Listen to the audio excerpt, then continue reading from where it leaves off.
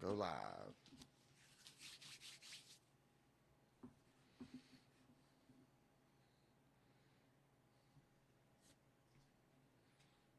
Hmm.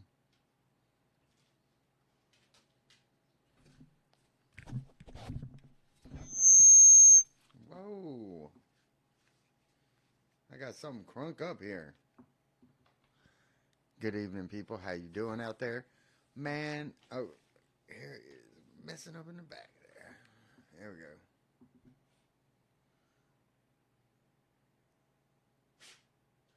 All right, here's messing up in the bag there, but we got it straight. All right, people have like went on the hizzy and have sent me a bunch of stories. Now, this is a lot of my first time reading some of them, so I'm just going to go get through as many of them as we can in about 30 or 40 minutes. Hope everybody's having a good night out there.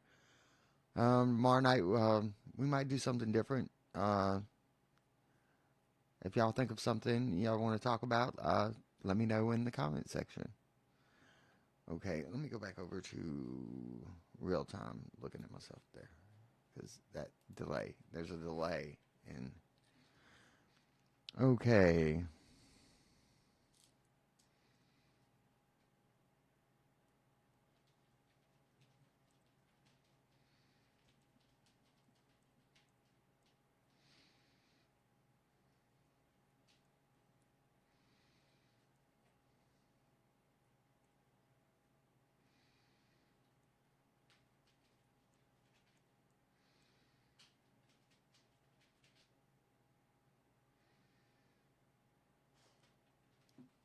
there they are. Here's some of them. There's Mr. Gendry's. I don't know where that's in Livingston Parish. A Screaming Woman and Devil's Bayou. Devil's Bayou near Pierre Park. Never heard of it. So we got Jace, Catahoula Lakes, Rapides Parish. Here we go. We got one here locally. This is the Rougarou at Catahoula Lake. Jace Landry. Jace, if you're out there listening, I mean, you've probably seen it on my YouTube. But okay. This is what Jace had to say. Duck hunting is duck hunting is sacred out here. Every November we get up at the crack of dawn, load up our shotguns, and hit Catahoula Lake. It's tradition. But last season, man, I ain't been back since. I mean, it was just me and my buddy Tyler. We set up our blind before first light. We had our decoys out, coffee poured. It was cold, kind of cold that bites at your fingers and makes your breath hang in the air. The sun was barely starting to rise when we heard something moving in the brush behind us. Heavy footsteps. Tyler told me, he said, that's not a deer. I turned shotgun ready and saw something standing just at the tree line. It was about 7 foot tall, easy, covered in dark matted fur. Now, but you had to tell if this person was talking like this right here, yeah. And I kind of want to go back into the accent because I went to high school in Marksville. So it says it's covered in dark matted fur. And that seems to be the Bigfoot just doesn't take very good care of its fur. But the shape was wrong. It was standing on two legs, hunched over slightly, and its head, oh, it was canine. Oh, I thought this was a Bigfoot story. Like a wolf, but bigger, meaner. As a Rougarou. Oh, of course, a Rougarou. A wolf, but bigger, meaner. Its eyes caught the faint light from the sunrise and glowed like sickly yellow. Then it growled low and deep. It was rumbling up from the center of the earth. I raised my shotgun and Tyler did the same, but it didn't flinch. It just stared. Then in one smooth motion, it turned, walked back into the brush, disappearing without a sound. We didn't stay to see if it came back. We packed up so fast, we left our gear behind. We went back to the truck. Neither one of us said a word. A few old timers told me later it sounded like I'd seen a Rougarou, a Cajun werewolf, cursed to roam the swamps and the woods, hunting anything that crosses its path. I still got my shotgun, but I ain't going back to that lake. And honestly, I don't know if I ever will. And I think we had one the other night from out that in that way. My mom's dog is bothering the crap out of me. I inherited my mom's dog, so Let's see. What else we got? Okay, hold on.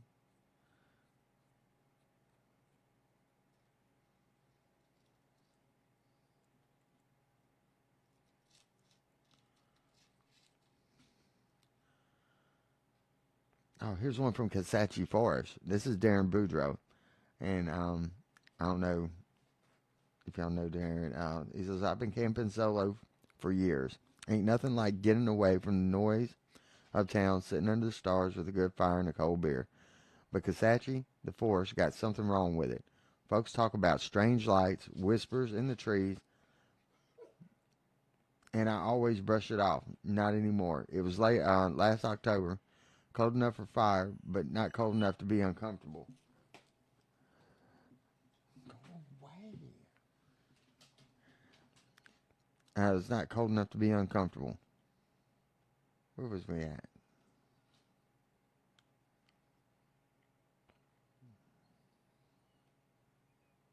Okay, yeah, okay. I set up camp deep in the woods, far from the trails, just me, my tent, and the crackle of firewood. So you have to by yourself. Around midnight, I started hearing footsteps circling the camp, slow, deliberate, like someone was walking barefoot over pine needles. I called out, "Who's there?" But all I got back was silence. I figured it was deer or something, and my gut was tight. But my gut was tight. You know that feeling when something ain't right? Yeah, that I grabbed my flashlight and scanned the tree line, and that's when I saw it, crouched by my fire. A man or something shaped like a man. He was pale, almost gray, like he'd never seen the sun. No hair, no clothes, just skin stretched tight over bones.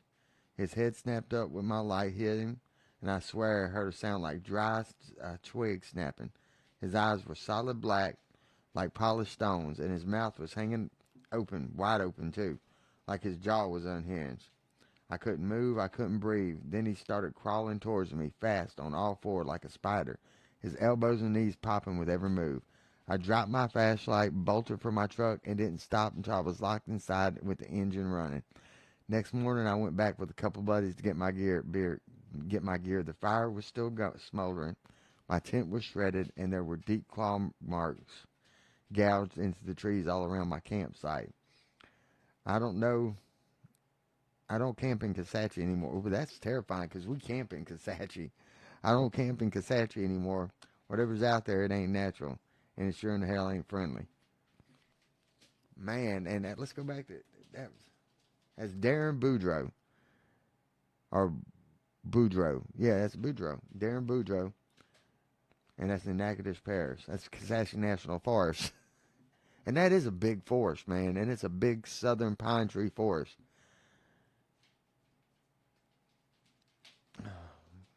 That's the Pale Man of Kisatchie. And see, now that's the third one like that, too, that described a person like that. I'd heard one here from a person by my house. And I heard another one out this way, and then here's one in Kisatchie.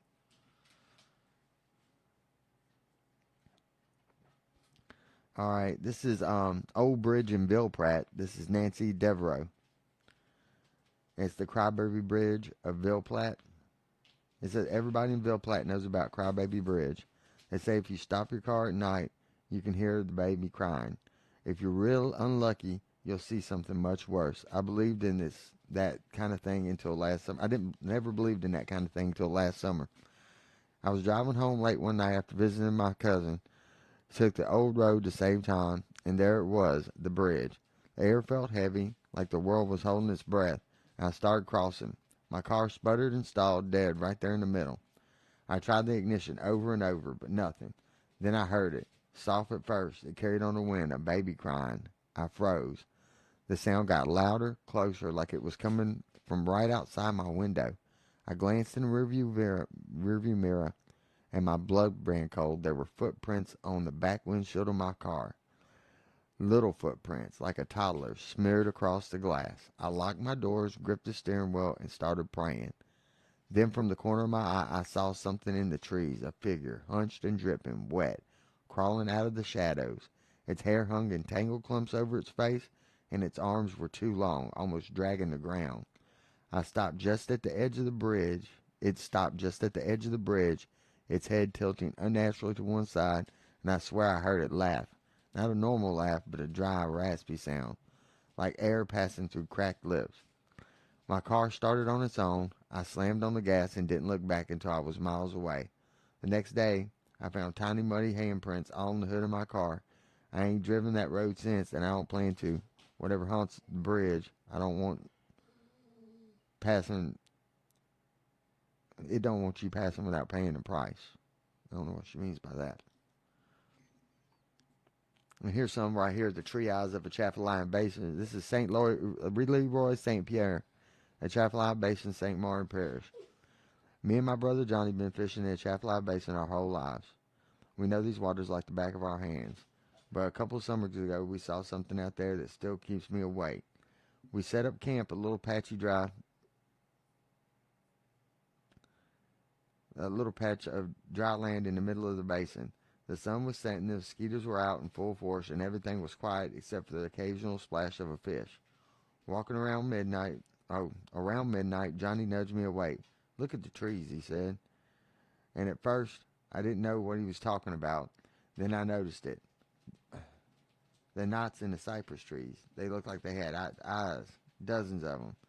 They were all just random shapes, and they were watching us. One of them blinked. I froze, heart hammering in my chest. Johnny grabbed the flashlight and shined it at the trees. That's when we saw them. Faces twisted and stretched, peering out from the bark. Like some of them looked like men, others something entirely else. Sharp teeth, hollow eyes, skin stretched tight over sharp bones. Then we heard whispering, low, raspy voices coming from every direction, bouncing off the water. I don't know what they were saying, but I know it wasn't good. The air got thick and heavy, like it was pressing down on us. Then one by one, the eyes started disappearing, not closing, just fading out. We didn't stick around to see what happened next. Packed up our gear, left our fire still burning, paddled out of there as fast as we could. When we got back to the dock, Johnny said he could still feel those eyes on him, like they followed us all the way back.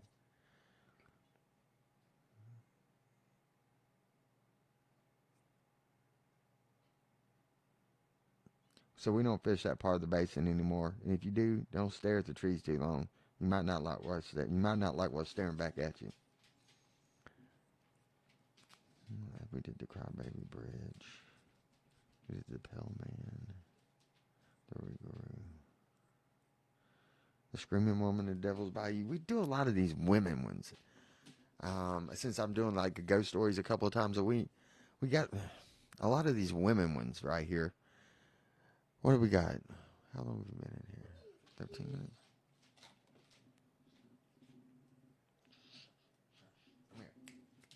Come here. You monster. You're a monster. No, I'm doing something. I ain't got time for you, bro. I don't want to go play your games where you run off. That's what you want to do. You want to play that I want to run off game. It says, my granddaddy always said Devil's Bayou got its name for a reason. And it wasn't talking about the mosquitoes. But me and my cousin Reese were young, stupid, and a little too brave for our own good. We decided one summer night to head out there with some poles and a six-pack. We paddled our little flatboat out into the bayou just after sundown. The water was still like glass, and the cypress trees loomed over us. Their shadows twisted into shapes your mind could play tricks with you. Reese was joking about the swamp monsters, but the further we went, the more we got. You're scratching the shit out of me. Stop it. We paddled our little flatboat out into the bayou just after sundown. The water was still like glass. The cypress trees loomed up over us, the shadows twisting into the shapes your mind could play tricks with. Reese was joking about swamp monsters, but further we went, the quieter we got. It was too quiet. No frogs, no crickets, nothing. Just the soft slap of water against the boat. Around midnight, we heard it. A woman's scream, high and sharp, like glass shattering in your ear. It was, but that could be a panther or what we call panthers around here, because they're just big cats. and they sound like a woman screaming. Around midnight, we heard it. You know what I'm saying? It was far off at first, but then it came again, closer. My stomach dropped into my boots. Reese went pale, and he don't scare easy. Reese don't scare easy. It's just a bobcat, he said. A bobcat, yeah. But we both knew he was lying. We turned the boat around and started paddling back. But then she appeared. Oh shit, about 20 feet ahead, floating right above the water, was a woman, or what was left of one. Her skin hung loose, pale and translucent. Her long wet hair stuck to her face. Her mouth was wide open, like she was still screaming, but no sound came out. Her eyes were black holes, empty and hollow. She couldn't move. I couldn't move, couldn't breathe. But Reese, he screamed, and that seemed to break whatever hold she had on us. We paddled so hard, I thought my arms were going to fall clean off. When we hit the shore, we stumbled out of the boat and didn't stop running till we was back in Reese's truck. We don't talk about that night, and I'll tell you one thing. If someone tells you to stay out of Devil's Bayou after dark, you better listen. Whoa. And then they got the Frog Man of it's, oh man, I don't know. It's Maurepas Swamp, Livingston Parish. The Frog Man of Livingston. I've been frogging in the Livingston Parish swamps. I can't say the Maurepas Swamp since I was knee high to a grasshopper. My daddy did it. His daddy did it before him. Well, quit being stupid and eating trash.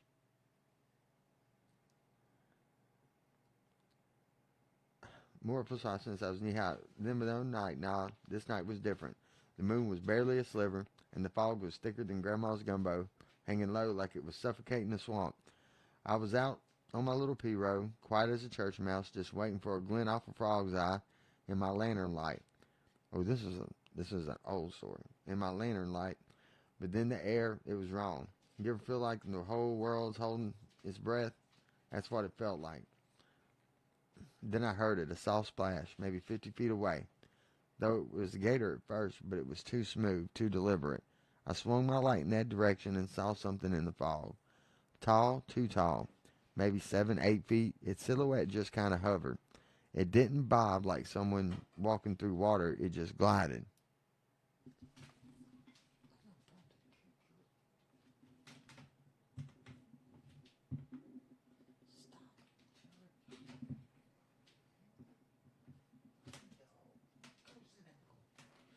Give me 1 second.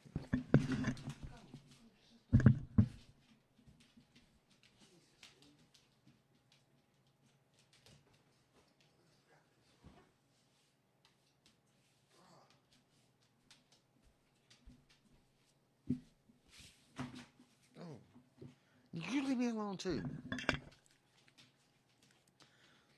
Now don't bring your problems to me. Where were we at? I'm sorry. Okay. I heard a soft splash maybe 50 feet away. I thought it was a gator at first, but it was too smooth, too deliberate. I swung my light in that direction and I saw something in the fog. Tall, too tall, maybe 7 or 8 feet. Its silhouette was kind of covered. It didn't bob like someone walking through water, it just glided. And those eyes, my God, those eyes. They glowed red like cigarette embers, just floating there in the fog. I tried to start my little outboard, but it wouldn't catch. I yanked the cord so hard I nearly pulled it clean off. And the whole time it was getting closer, slow and steady. My lantern flickered. And in that split second, the light hit its face. But it wasn't a face, no mouth, no nose. Just smooth, pale skin, stretched tight over bone. See, that's another one with these, man. And these two damn red eyes locked on me. I dropped the lantern right into the water. Darkness swallowed me whole.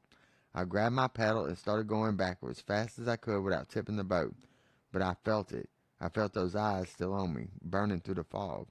I paddled until I saw the lights of the dock, and even then I didn't stop. When I finally hit the shore, I damn near kissed the ground.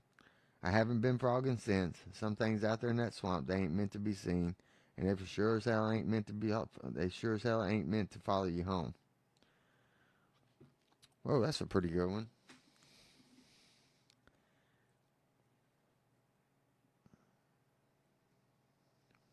The next page. No, I don't like these. I know Bayou Tech. You want to hear one about Bayou Tech?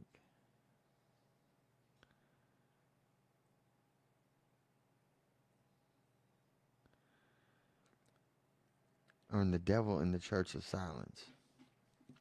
Oh, Father. Oh, this is from the eyewitness I got is from Father Benoit Arcrino. Benoit Arcrino. Abandoned church, outskirts of Lafayette. Oh, that's not that far. We could probably go find this. There's an old church at the edge of town that's been abandoned for decades. The roof's caved in and the pews are rotted, but the altar is still there, untouched, like something keeps it preserved. Folks say it's cursed and that the devil himself walked through those doors once. I don't believe it. Not until last winter. I didn't believe it not until last winter. I got a call from a parishioner. Some kids had broken into the church and they saw something watching them from the rafters. I decided to check it out myself. Oh, yeah, that's what you do. When I walked in, the air was thick, heavy with mildew and something else, something sour, like burnt hair. I lit a candle and walked into the center aisle, my footsteps echoing like it was a cathedral instead of a crumbling shack. Then I heard it, a low growl, coming from the shadows near the altar. I raised my flashlight, and there it was, a figure crouched on all fours. Its skin was stretched tight, cracked and blackened, and it had been burnt like it had been burnt but never healed. Its eyes were yellow and glowed in the light. In its mouth, it smiled. It said, "Father," it hissed. Its voice like glass dragging across. Its voice sounded like glass dragging across stone. I clutched my crucifix and started praying, but it laughed, a deep guttural sound that shook the walls of the rotted church. The candle went out, and I felt something cold brush against my face like claws dragging across my cheek. I stumbled backwards, dropped my flashlight, and ran out of there, slamming the door behind me. I went back the next day with a couple of other priests. The air smelled clean, like rain, and the altar was untouched. But scrawled into the wooden floor, deep gouged, spelled out two words, "Welcome back." The church is still there, and the people still hear whispers when they pass by. Some places aren't meant to be saved, and some evil isn't meant to be cast out. That's scary.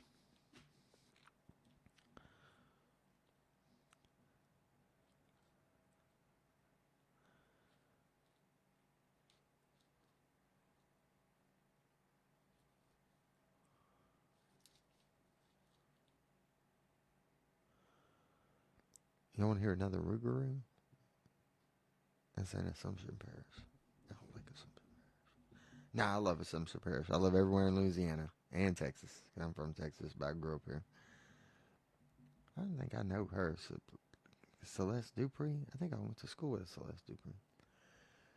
And it's at Caddo Lake, Caddo Parish. My granddad left me a little cabin up in Caddo Lake. A quiet place, restful place. Except at night, there's something about the water, something old and angry. Last fall, I was out on the porch watching the moon reflect off the water, and it was beautiful and smooth, like glass. But then I noticed something out there, a woman standing, waist deep in the lake. Her hair was long and black and hanging wet around her pale face. I called out, "Hey, Shadow, you need help?" She didn't answer. She just slowly turned her head towards me. Her eyes, they weren't eyes at all, just black pits, empty and hungry. She started moving towards the shore, slow and deliberate, her arms outstretched. The water rippled around her like she was gliding through it. I backed up into the cabin, locked the door, peeked through the curtains. She was standing on the edge of the dock, head tilted, those black eyes locked on the cabin. And she opened her mouth wider than anybody's mouth. Man, it's got my hair standing up, bro. I got the frissons. The frissons.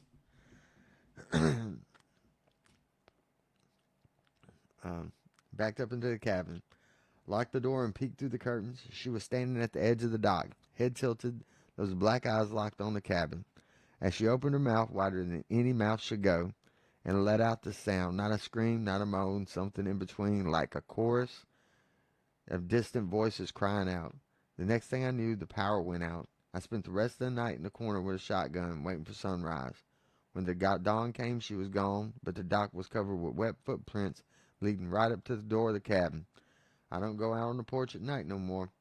Some things are better off in the water, and they're best left undisturbed. Thank you, Daniel, for taking my story.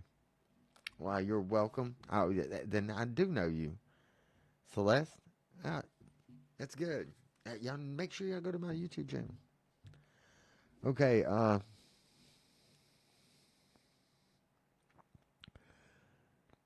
the Screaming Oak of St. Francisville? That's not far from here. St. Francisville? There's this old tree off a dirt road near St. Francisville. Folks call it the Screaming Oak.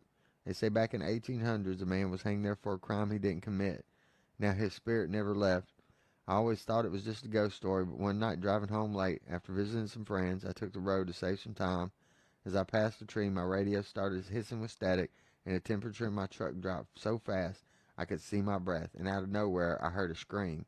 Not through the radio, not in my head. It was outside, raw, guttural, like someone in agony. I slammed on my brakes and looked out the window.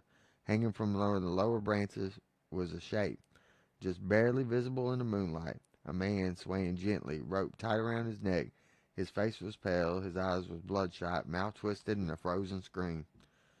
Then the branches started shaking, and I heard whispering, like dozens of voices muttering under their breath. I floored it. Tires kicking up gravel, I sped away.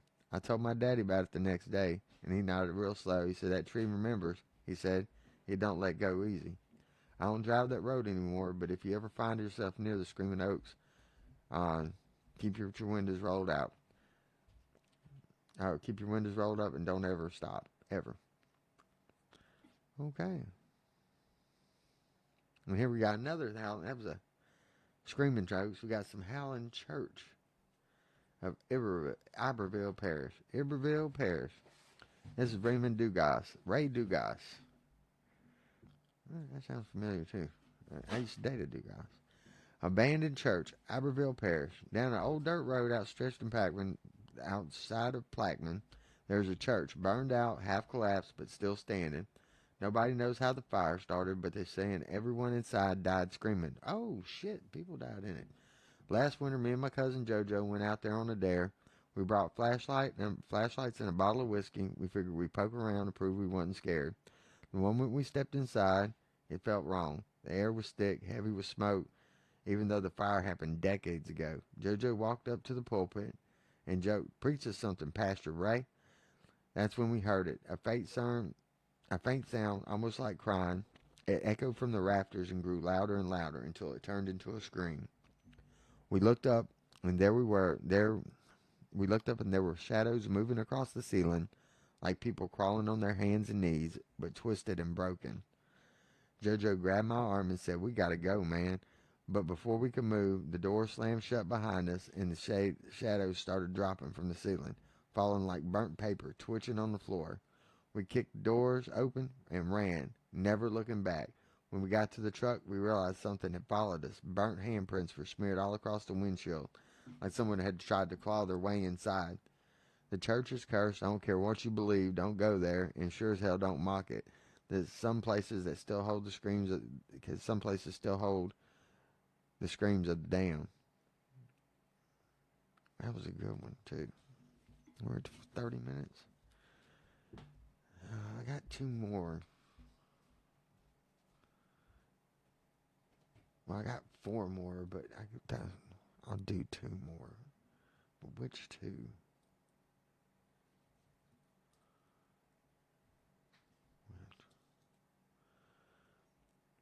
The Devil's Road near Cheneyville?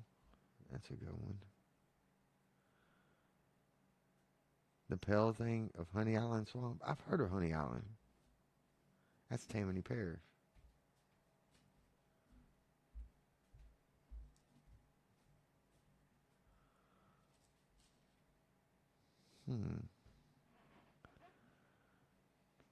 Let's see, that's the Crying Child. That's another crying.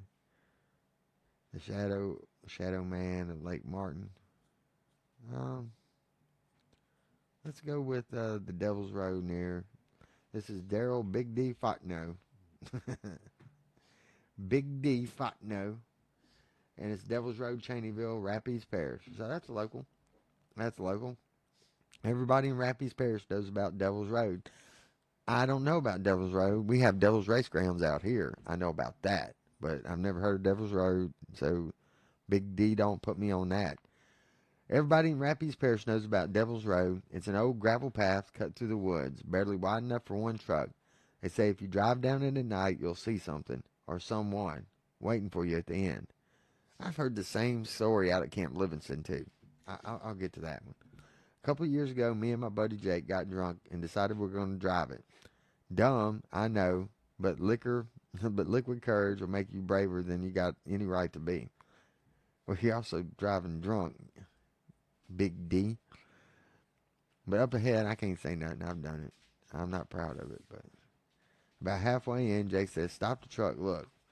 Up ahead, standing in the middle of the road, was a man, or something shaped like a man, but he was tall, thin, wearing an old suit and a wide-brimmed hat. His face was in the shadow, but his eyes, they glowed red like two cigar embers in the dark. I put the truck in reverse, but when I looked back at the rearview mirror, there he was again, standing behind us. Same wide-brimmed hat, same glowing eyes. Jake was screaming, "Go, D, just go." I slammed on the gas and we tore down the road. Branches smacking the windshield, gravel kicking up everywhere.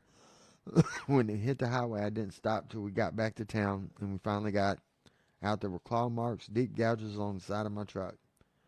People say the devil walks the road looking for souls stupid enough to wander down it. Me, I don't think it was the devil. I think it was something worse. But I know this, I'll never set foot on Devil's Road again.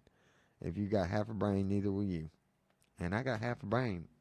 But I think I'm going to look that up, Devil's Road. Brian Trotter, if you're listening right now, well, no, you're not. You'll be listening tomorrow. Remind me for us to go check out Devil's Road in Cheneyville. Now let's go to the Honey Island Badger, Honey Island Swamp, the pale thing of Honey Island Swamp. Here's another pale thing. I grew up around Honey Island Swamp, spent my childhood fishing with my daddy, hunting with my brothers, and hearing stories. Oh, this is Charlene Bro. Char. They call her Char. Char Bro from Honey Island Swamp, St. Tammany Parish. So I'm not glad of seeing people in St. Tammany are getting this. I don't know how. Man, dude, would you give me a break?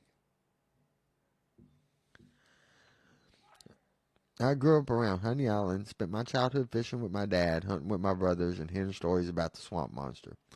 Most folks out here in just Louisiana, it's just a Louisiana Bigfoot, but there's something else out there, something worse. A few summers back, I was out there in my little skiff, checking crab traps before sundown. I was way off the beaten path and water was thick with algae and stuff. I heard some splashing behind me, real heavy, like someone dropped a cinder block in the water. I turned around, and that's when we saw it. It was a pale, almost translucent, with long, bony limbs and fingers like spider legs. Its head was too big for its body, and its eyes, they were pure black. There were deep holes in its skull. It clung to the roots of a cypress tree, half submerged in the water, staring at me. It's funny, that dog starts freaking out when I start telling ghost stories. I froze, couldn't move, couldn't breathe. Then it moved. It started crawling along the roots, head cocked to the side like it was curious about me. I finally snapped out of it, gunned the little motor, and sped out of there so fast I nearly tipped the boat. When I got back to the dock, I realized I'd been crying. Big old tears were running down my face, and I didn't even realize it. Some locals call it the pale thing. Others call it it's a spirit or something left over from when the swamp was young. I don't know what it was. It watched me, and it remembered me. And every time I close my eyes, I still see it clinging to them roots, smiling with that awful crooked mouth. If you go out to the Honey Island Swamp, stick to the main paths and don't stay past sundown. There's some things out there that don't like visitors.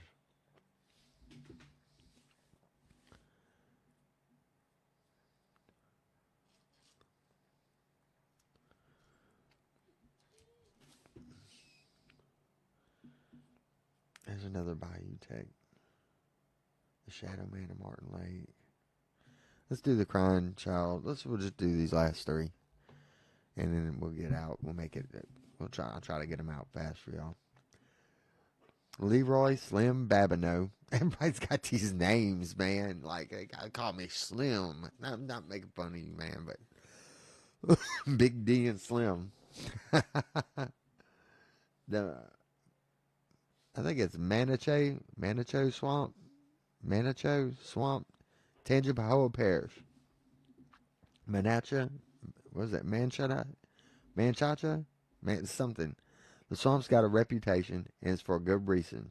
Folks talk. I've never even heard of it, and I've been all over the state. Folks talk about ghost stories, curses, and the famous voodoo priestess Julia Brown. But what happened to me ain't got nothing to do with the legends. I want to know about Julia Brown. I mean, so when even I was out there fishing, just me and my light and my little boat, and the water was still like a sheet of glass, and the sun had just dipped down below the trees. That's when I heard it, a faint cry, like a baby wailing somewhere out in the fog. I thought maybe someone was lost, maybe a kid wandered too far from their folks, so I paddled toward the sound, calling out, "Hey, y'all need some help?" That's a dumb thing to do. That's never offer any help, dude. It's never, no, there's no good deed goes unpunished. But I got closer, the farther away it seemed. The crying wasn't getting louder or softer, just staying there. Then the fog rolled in thicker than I'd ever seen. My lantern barely cut a foot in front of me. That's when I noticed something in the water, a tiny hand, pale and shriveled, breaking the surface right next to my boat. I froze. My paddles, I hear my dogs are whining. Then the fog rolled in. Okay. Was that tiny hand? I froze. My paddle still in the air. The hand sank back down, and the crying stopped. Dead silence. Then I felt something bump the bottom of my boat. Once, twice, then a scrape, like claws dragging across the wood. I didn't stick around to see what it was. I paddled harder than I'd ever paddled in my life. Fog closing in on me, branches scratching at my face.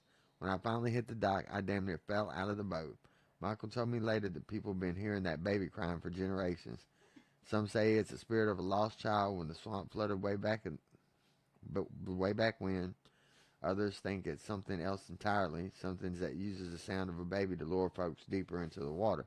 That's what I think it is. It's a demon.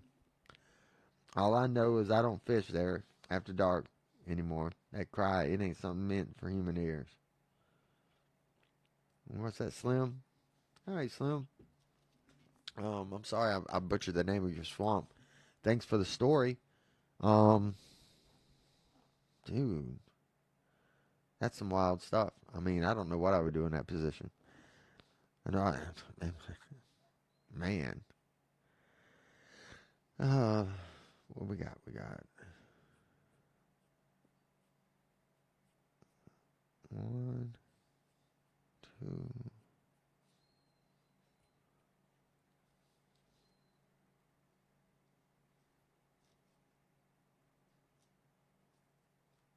I want to read these. Thing in a sugar cane field. Yeah, that's the one I want to read. The Thing in the Sugar Cane Field. It's Raymond Ray Lejeune near Bro Bridge. I think we've had another one from Raymond. I think this is the second one in St. Martin Parish near Bro Bridge. You ever been out in the sugarcane fields at night?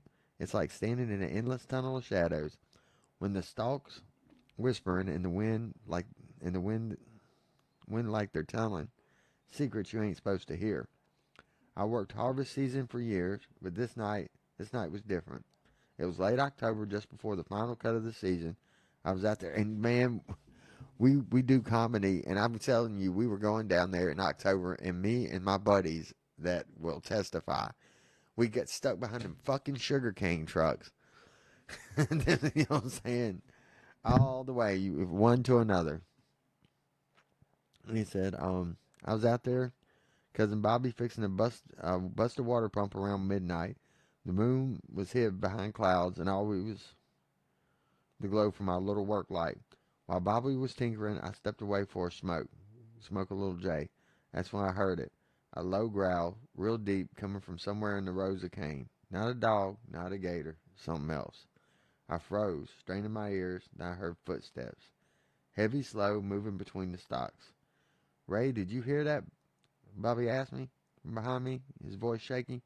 Before I could answer, the footsteps stopped, and the something breathed out, like a long, slow, like it was smelling the air. I turned my flashlight toward the sound, and just for a split second, I saw it. Eyes glowing yellow like two lanterns, dark and long teeth, jagged gleaming in the beam of my light. But it was the shape that stuck with me. It was tall, real tall, with shoulders so wide it had to push the cane stalks aside to move. Then it let out a sound, not a growl this time, but a screech, high-pitched like metal scraping against metal. It rattled in my chest. Bobby didn't wait. He dropped his winch and bolted toward the truck. I wasn't far behind him.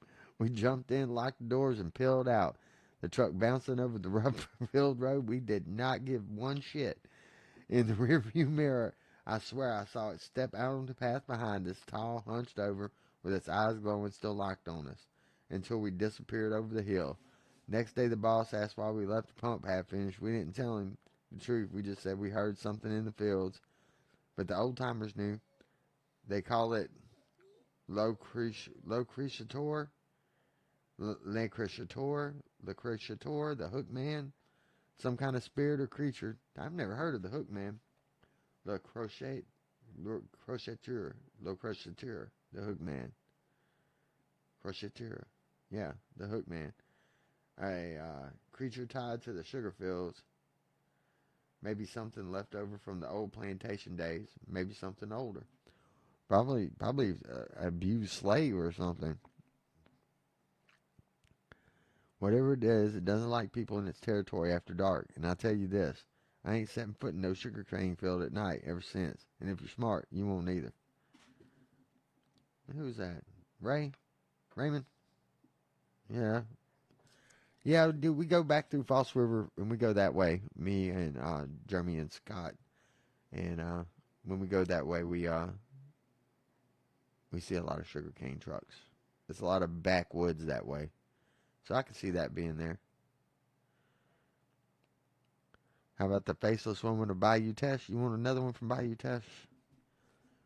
And this is from Eloise Ellie Arcano. Arseno. Yeah, Neville Beard and Arseno. Okay. Illinois Ellie Arseno, Bayou Teche, Iberia Parish. Bayou Teche has got a beauty to it, all draped in Spanish moss and still waters, but there's something about it after dark that feels wrong. My mama used to say the bayou's got secrets, baby, and it don't share them with anybody. I learned that the hard way. It was late summer and I was out on the water in my flat-bottom boat, checking lines just before midnight, and the air was heavy, the kind that sticks to your skin and makes it hard to breathe.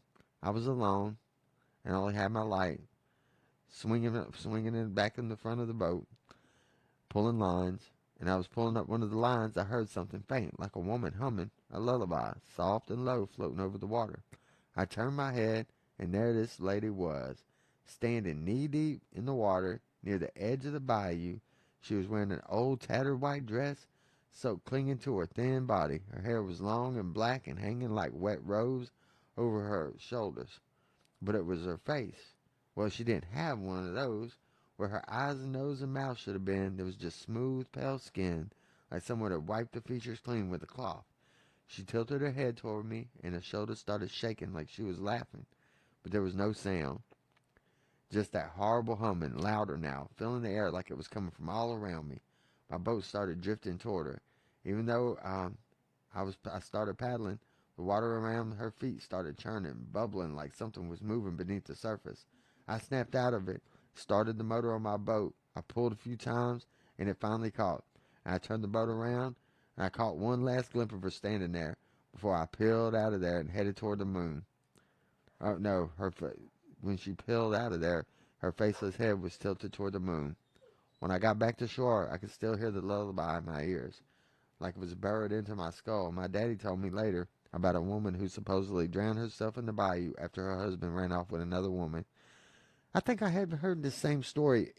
Maybe it was a bayou test from somebody else. They say her spirit still lingers, calling out to lonely souls to the water. But whatever I heard that night, that thing, it was like a ghost. It felt older, darker, and the bayou itself had twisted her into something worse. I don't fish that stretch of the bayou test no more. And then if you ever hear a woman humming when you're out in the water, don't stop, don't look, and for God's sakes, don't let your boat drift. Don't let your boat drift. That was a good one. That was a Shadow Man at Lake Martin. Yeah, this is the last one. Yeah, this is the last one. All right, the Shadow Man of Lake Martin. Eyewitnesses: Cassandra. Oh, they're getting a few women. Cassie Thibodeau. How you doing, Cass Thibodeau? Lake Martin, St. Martin Parish. They said we've been running kayak tours down on Lake Martin for years. It's peaceful most of the time, full of gators, birds, and beautiful cypress trees. Shut up! And beautiful cypress trees. But every guide knows that there's a part of the lake you don't go after dark. The western side, where the water's deep and the trees grow so close together it feels like they're watching you. Late last October evening, I was doing sunset paddles with a group of tourists. Everything was normal until we started heading back. I was in the rear, making sure no one got left behind, when I saw something on shore. It was a man, or at least it looked like a man, tall and thin, standing perfectly still in the shadows of the trees. But there was something wrong with him. His shape was too sharp. He was cut out of darkness itself, and called out, "Hey, you all right over there?" He didn't answer. He didn't move. He didn't blink. Then he stepped forward right onto the water. Not into the water, onto the water. His feet never broke the surface. The tourists didn't see him. They were too busy paddling and laughing, but I could take my eyes off of him. He started gliding across the water toward us, smooth and silent, his head tilted to the side like he was studying us. When he got about 10 feet from me, he stopped, just stood there, faceless, arms hanging loose at his side. Then, in a voice like dead leaves blowing across pavement, he said the one word, "Leave." I didn't need telling twice. I yelled at everyone to paddle fast and head straight for the dock. When we got back there, one of the tourists asked me why I looked so pale, but I couldn't tell him. The other guides might have seen him too. Other guides have seen him too. They call him the Shadow Man. They say he's something of a spirit tied to the old tragedy out here. Others think he's something ancient, something tied to the land before people ever settled here. All I know is I never take my tours near that side of the lake no more. And if you ever find yourself paddling on Lake Martin at dusk, and you see a tall shadow standing still on the shore, don't stop, don't look, just paddle away. All right, y'all, that gave us 48 minutes. Oh, man, that was some creepy shit we heard there. But I want y'all to know that I'm gonna have a terrible time sleeping tonight. And if y'all have some ghost stories out there, we're gonna start doing ghost stories on Wednesdays and Saturdays, and UFOs and stuff. I want some UFO stories. So if somebody send me some UFO stories, I'd appreciate it. And so I want to wish everybody have a good night. Sleep tight. And